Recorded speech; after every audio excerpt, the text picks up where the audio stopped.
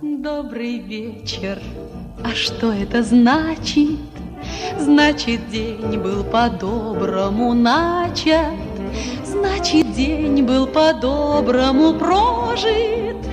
Он умножит счастливые дни, он принес нам хорошие вести, подарил нам улыбки и песни.